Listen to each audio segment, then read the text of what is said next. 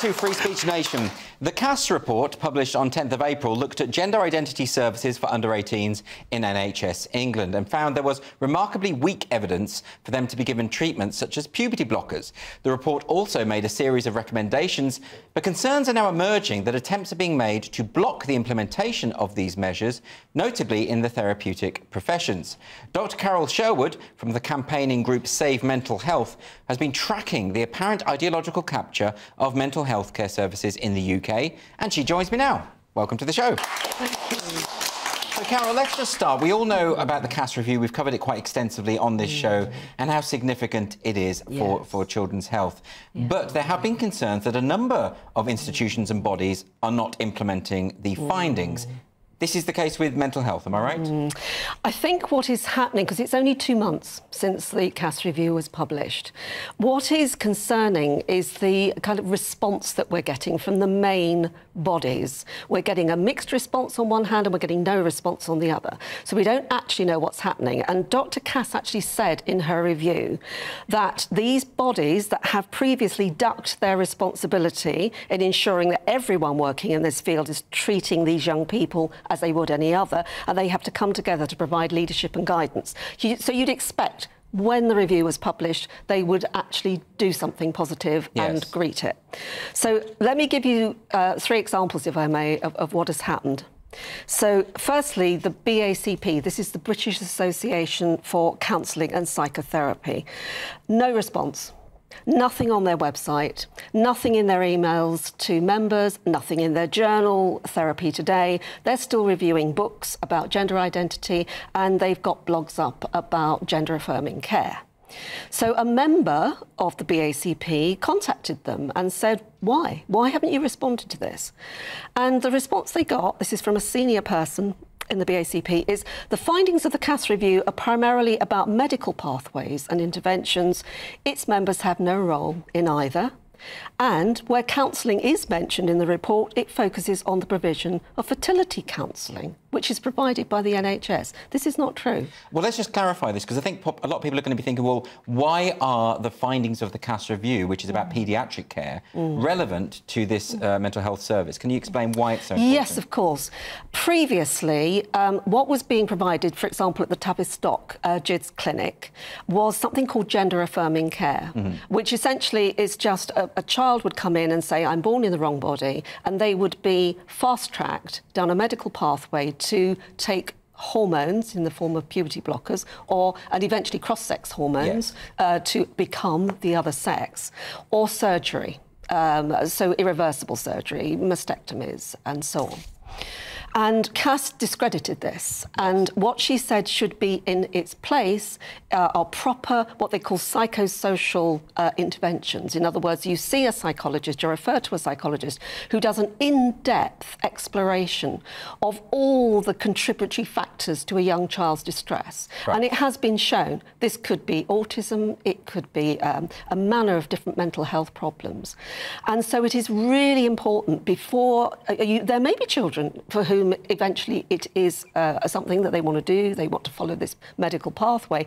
But for many, they're same-sex attracted. There's a lot of evidence coming out, for example, in Germany recently, that for most people, a gender identity is a passing thing, which... Well, could it be that a number of these bodies are thinking to themselves, well, you know, we've got a potential Labour government coming up next that wants to criminalise what they call trans-conversion therapy. In other words, the therapeutic approach, rather than the gender-affirming approach, could get us in hot water. Could that be it? It absolutely could, Andrew. And I think that if I can give you another example here, there are 2 examples which I think might help to illustrate this better.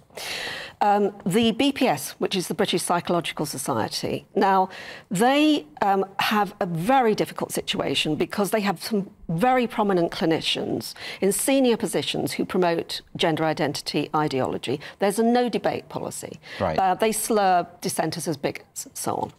And on the day of the publication of the Cass review, one of them put on social media, "This is a bad day for trans youth."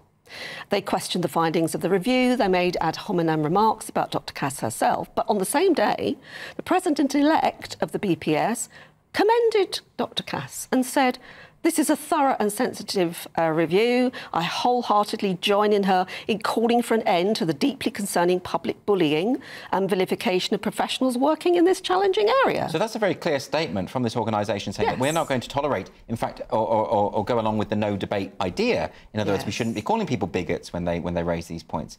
So has that message not trickled down to the various members? Is that what you're saying? I wonder how they are going to manage this. So there is clearly a sort of pragmatic leadership that is seeing what is on the cards here. Yes. But I don't know how they're going to manage this situation where gender identity ideology is rife through the organisation. Well, the other problem they face, surely, is that a lot of the ideologues within various organisations are quite scary people, if I can put it bluntly, because they have no compunction about harassing people, bullying them, throwing insults, making their life hell. Yes. So how do... I mean, other than put those statements out, and that sounds like a very clear statement to me, it does. They probably need to be a bit more forceful.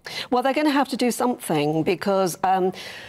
let me just explain perhaps a thread that runs through this. And this is something called the Memorandum of Understanding on Conversion Therapy. This is something that was actually created in 2015 and it applied to sexual orientation only. Subsequently, I think in 2016 or 17, it included gender identity, at which point transgender trends started ringing alarm bells saying, what about children? That's a campaign organisation. This is a campaign organisation. They've actually commented on the Memorandum of Understanding because they claim that it is activist-led. And there's a lot of evidence that it is. Yes. So the concern about the MOU is that it requires all therapists and all bodies that are signed up to it, and these bodies are BACP, BPS, they're signed up to it. And the MOU is? The Memorandum of Understanding. Got you, yeah. For conversion therapy. Yes. Yeah, there's a lot of acronyms. Yes, there is, yeah. Which I apologise.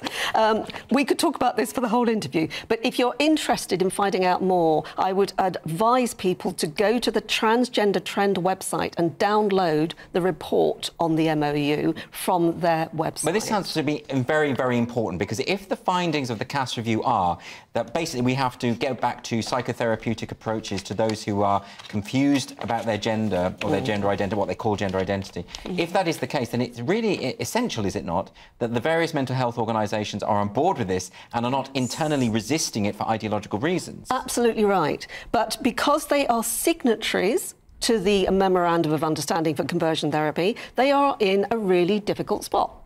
What do they follow? Yes. Do they follow the MOU or do they follow the Cass review? And actually, J.K. Rowling has already come out, I think, talking about the Labour's plan for a ban on conversion therapy.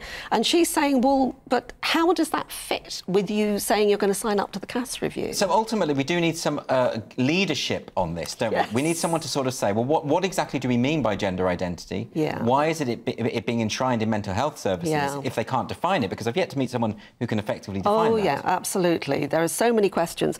And I think a good example, if I may give you one last example, of what goes wrong if you try to withdraw from the Memorandum of Understanding. There is a third body called the UK Council for Psychotherapy, the UKCP. They are also a signatory to the MOU. Just prior to the publication of the Cass review, they withdrew from it because they discovered that children and young people have been retrospectively added to the MOU, which is designed for adults. And they felt there was a safeguarding issue. Right. So they withdrew, and they were immediately attacked by an activist group of therapists called Therapists Against Conversion Therapy and Transphobia. And this group has managed to raise a petition and to call for a vote of no confidence. And there is going to be a meeting tomorrow of the UKCP Board of Trustees to talk to members about their reasons for doing it, and then there will be a vote. They may be thrown out. And in the meantime, on Friday, Dr. Christian Buckland, who is their chair, who was the one who was saying we have got to consider children's safety and welfare here. This is paramount. This is what we are about as a professional body, resigned on Friday. Right. OK, well, it looks like there's going to be a lot more coming down the line here. There is. And ultimately, it's going to have to be resolved. Is there any way that people can find out more information about your organisation, about Save Mental Health or anything like that? Yes, indeed. Please do go to our website, Save Mental Health. You can follow us on X at SaveMHUK.